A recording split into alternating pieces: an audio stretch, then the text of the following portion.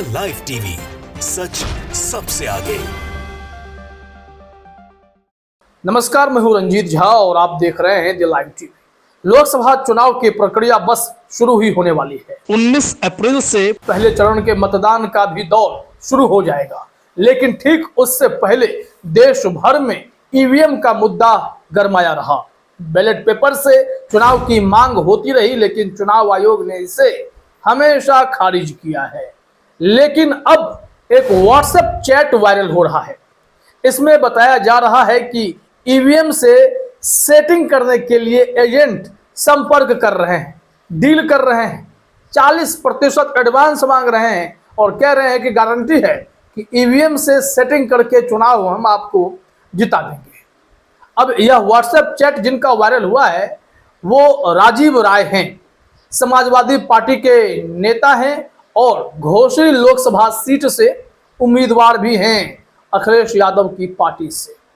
अब उनके पास अगर इस तरीके के मैसेज ऑफर्स आए हैं तो उन्होंने सोशल मीडिया पर इसे शेयर करते हुए यूपी पुलिस से और भी जो इलेक्शन कमीशन है, दिल्ली पुलिस है, साइबर पुलिस है, इन सबको टैग करके कहा है कि जरा कार्रवाई तो कीजिए। यह चुनाव के समय में फ्रॉड चल पड़े हैं अपने काम पर। दरअसल साइबर फ्रॉड का मामला बहुत बड़ा है हमारे देश में। इसमें कन्विक्शन रेट भी ना के बराबर है। अधिकतर व्यक्तियों के खाते से पैसे उड़ा लिए जाते हैं इसी व्हाट्सएप मैसेज के जरिए। अधिकतर व्यक्ति परेशान हैं कि किसी न किसी रूप में फ्रॉड उन्हें अपना शिकार बना रहे हैं और ये लोग लगातार नए नए हथकंडे भी अपनाते हैं। अब जब चुनाव नजदीक आया तो ये चुनाव जिताने वाले भी बन गए। पहले तो केवाईसी करने वाले होते थे, अब ईवीएम में सेटिंग करने का दावा कर उम्मीदवारों को गुमराह कर रहे हैं। जरा अपने स्क्रीन पर व्हाट्सएप चैट देखिए। ये नंबर दिखने से ही लगता है कि ये लोग फ्रॉड ही होंगे। अक्सर ऐसे नंबर से स्पैम कॉल्स आते रहते हैं और अपने नाम के आगे इसने चौधरी लिख रखा है। और ये कौन से चौधरी हैं जिन्हें चुनाव आयोग में इतनी बड़ी सेटिंग है कि वो जब चाहे किसी को भी चुनाव जितवा सकते हैं। हालांकि इनके बात से ही पता चल जाता है कि यह कोई स्तरहीन, कम पढ़ा लिखा व्यक्ति है और बस यहाँ लोगों को फंसाने के लिए जाल बिछा रहा है।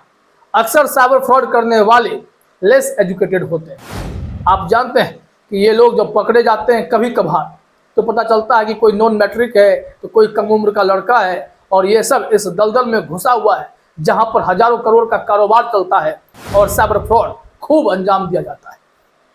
इसके चैट में लिखा हुआ यही है कि मुझे आपसे इलेक्शन के बारे में बात करनी है, जवाब नहीं मिलता है।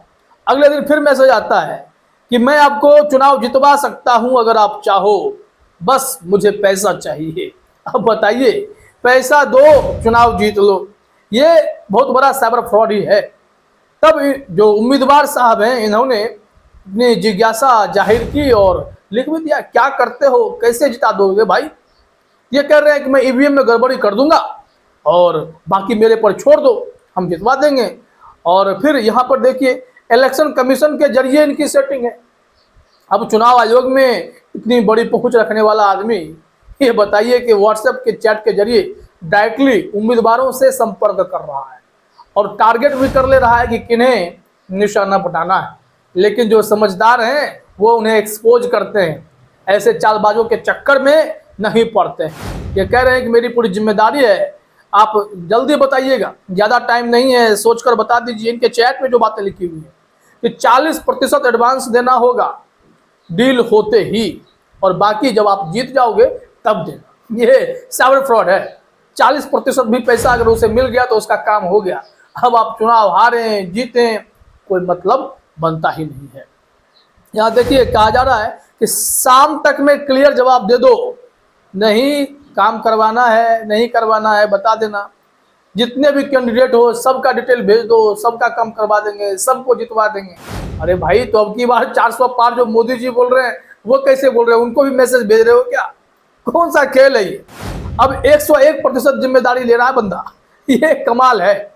अब हुआ क्या कि यह जो घोसी लोकसभा उम्मीदवार हैं समाजवादी पार्टी के समझ गए कि ये लड़का तो खेल रहा है भाई, और इन्होंने मैसेज का जवाब देना बंद कर दिया। अब ये मैसेज पर मैसेज किया जा रहा है, सर क्या सोचा आपने, काम नहीं करवाना है क्या हुआ सर, यस और नो बता दो।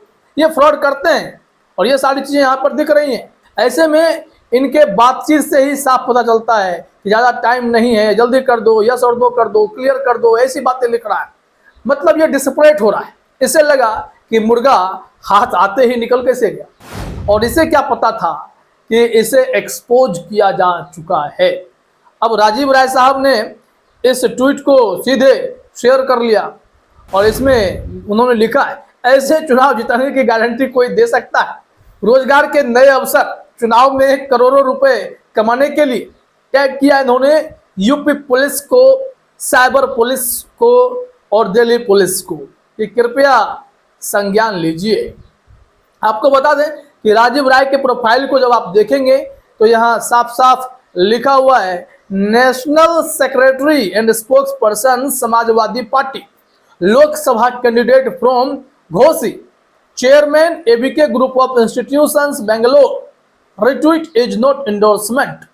अब यह राजीव राय खुलकर बता दे रहे हैं कि भाई हमें फ्रॉड करने वाले संपर्क कर रहे हैं, जरा साइबर फ्रॉड वाले जो भी डिपार्टमेंट हैं जरा चेक कीजिए और इन पर कार्रवाई कीजिए।